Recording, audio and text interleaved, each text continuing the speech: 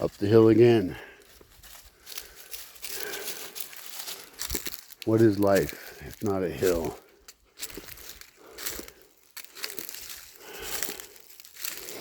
You exit the womb, nice comfortable spot that you don't get to stay in. And you gotta grow, fight for your survival, and eventually you get somewhere up the hill and you die along the way. There is no top to the hill. What is it, along Everest? If you climb Everest, there's dead bodies along the way. Frozen.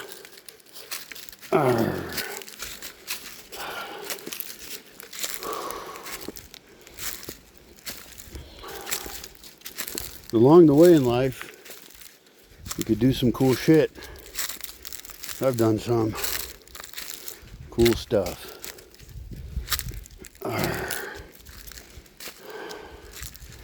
But I can see the end now.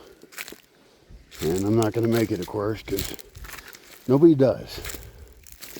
So you might as well just go through your 5 stages of grief or whatever about your death, because it's not going to last forever. I just passed by some little kids running around. I like to see little kids because they don't know shit about that. It's great. I like the enthusiasm, you know, the exploration. And I do like how I've lived my life. I've lived it on my own terms and taken a lot of risks. Surprisingly, without a ton of damage. Though there's many cases in which I could have or should have died.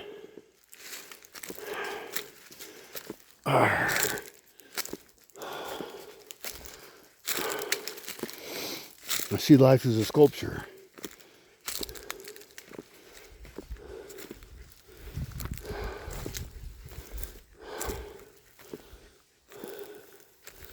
And at the end, you just die and rot. There is no afterlife. Don't give me any bullshit.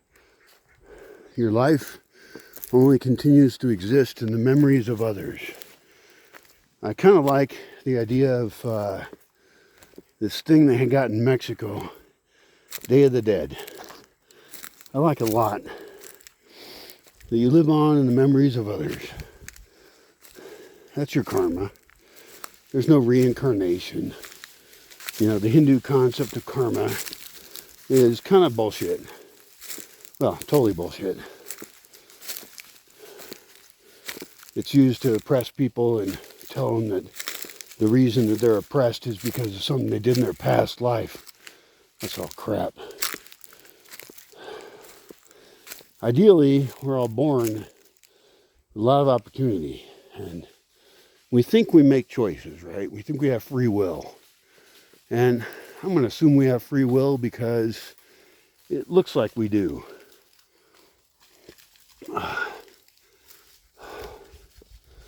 I believe in free will because I have no choice but to believe in free will. It appears that way. That's funny if you think about it. But I ain't dead yet. And I have obligations. I have obligations to protect the forest. And I have obligations to protect that forest beyond my own life. And that's an obligation I've chosen. Any intelligent, business-minded person would just sell this forest.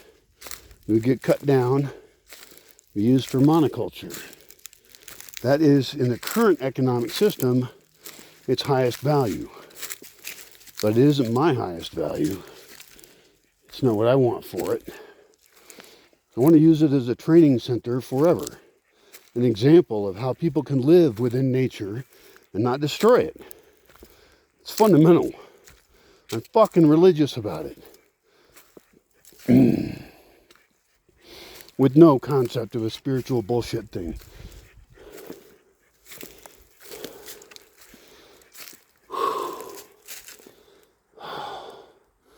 I'm getting to like this hill. It's my gymnasium. It's stretch out my calves so I don't get shin splints. You know, shin splints hurt. Had those when I was younger and ran cross country, which is a great form of track, by the way. I also joined track, but I didn't like track. It was too structured. I like the kind of, 5-kilometer race thing. It's a mental race. And I was, one year I was top on the team. Then I quit to do other things. I wanted to write and focus on other stuff. And the coach even called up my mom and said, "Hey, you got to get your kid to stay on the team." It's like, well, my mom can't tell me shit. She didn't even try because she knows I'm going to do what I'm going to do. Even if it's not the best thing, and nobody really knows what the best thing is.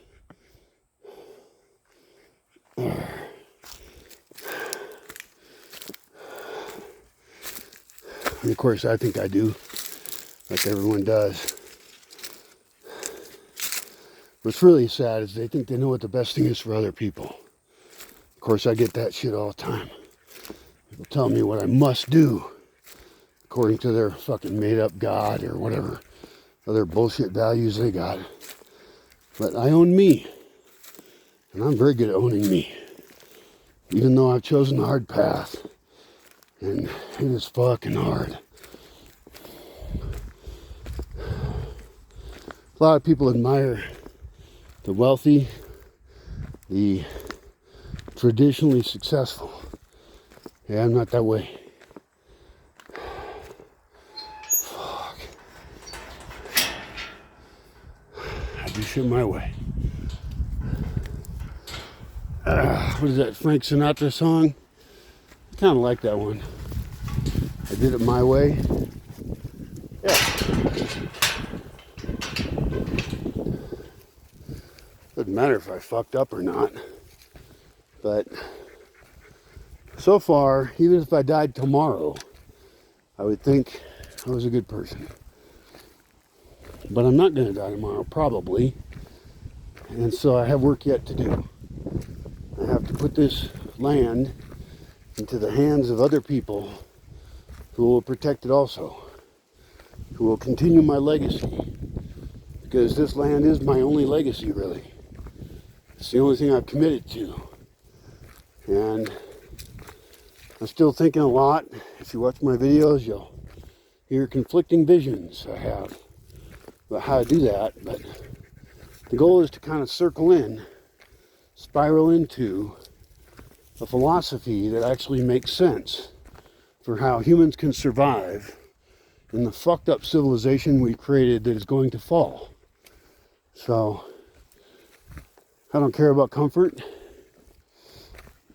I mean, it would be nice to have some, but I can take a lot of pain, and I have visions beyond what is normal. I'm a freak, and I consider being a freak to be an admirable and good thing in my case. Not that I had a choice.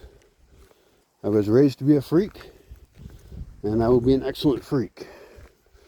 In fact, I was just looking at some documents recently about various freakish ways of thinking that have greater freedom for individuals, less slavery from systems. It's messy, it's dangerous.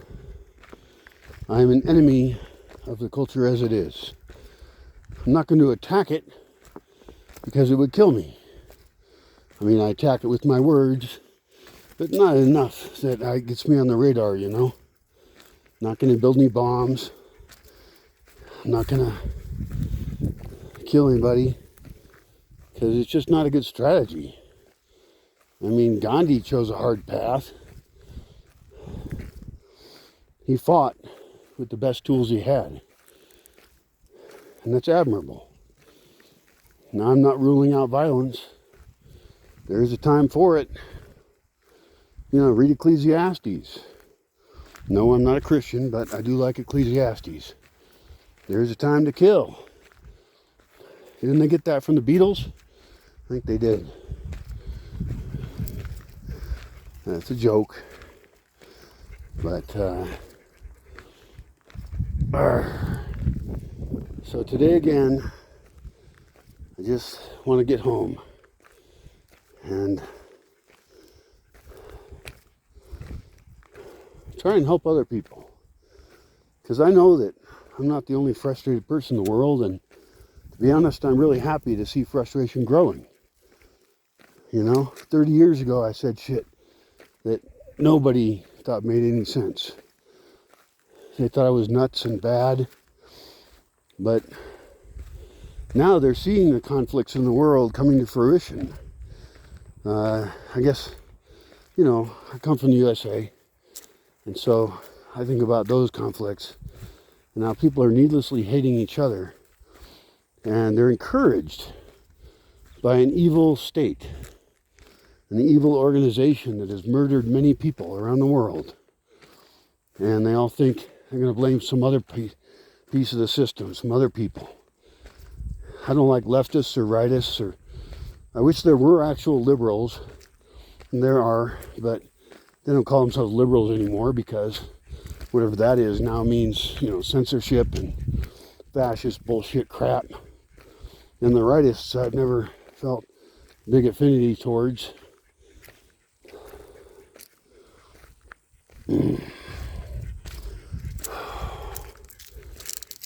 Oh, the best shade right here.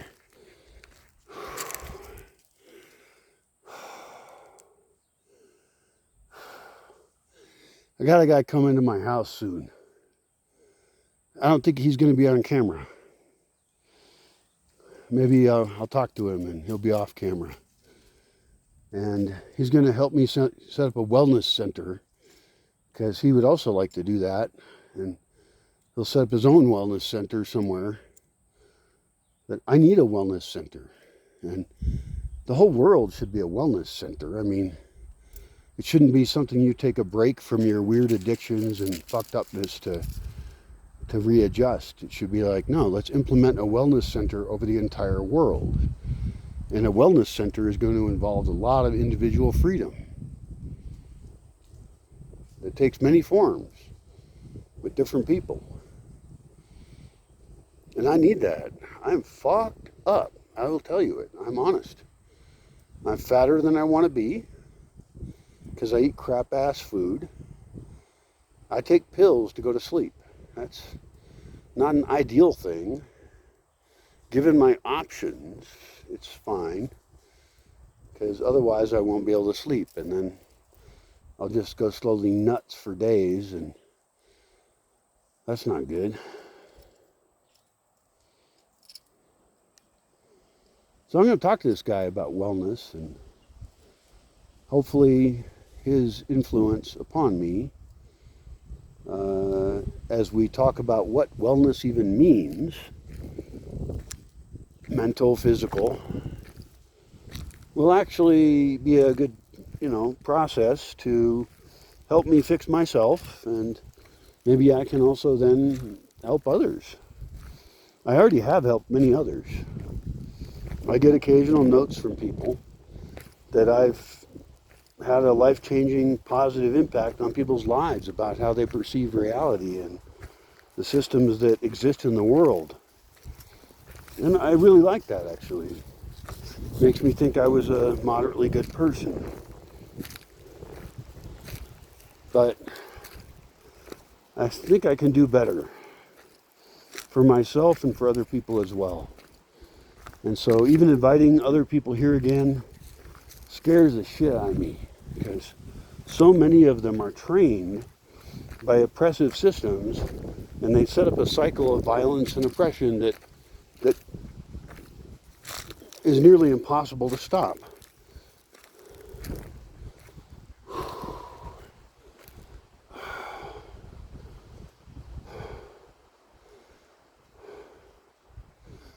any pseudoscientific bullshit. No pseudo-spiritual or spiritual bullshit even. That stuff is just used to make people idiots. I hope you don't believe in any of it. That in and of itself is abusive. To raise a child like that, to lie to them, not good.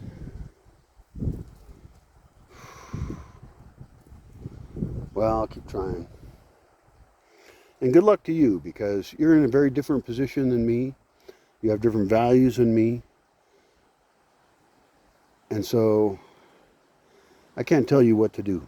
Don't tell me what to do either. It's a big, huge problem people have, is they're demanding that other people do what they think is right. And I think we got to tune most of those people out. I mean, I'll listen to them. I have listened for decades. But most of them are just wrong. They don't know what's right for you. You got to be your own God. You know, you're the most omnipresent, omnipotent, omniscient person that there is. I realize I'm using most on something that's a superlative, but you know, we're not going to be in any danger of being any of those things. We can just kind of head in that direction. You know, taking control over your life, knowing more, which only comes from questioning everything you think you know, and then implementing that. Having as much power to create things around you to be what you think is good. And I sure as hell hope you don't think that what's going on in the world now is good. Mass slavery, horrible shit. I hope you don't believe the state. I hope you don't fall for any movement that claims to protect some class of people when actually it just continues a system of slavery. Good luck. I guess that's it for me for now.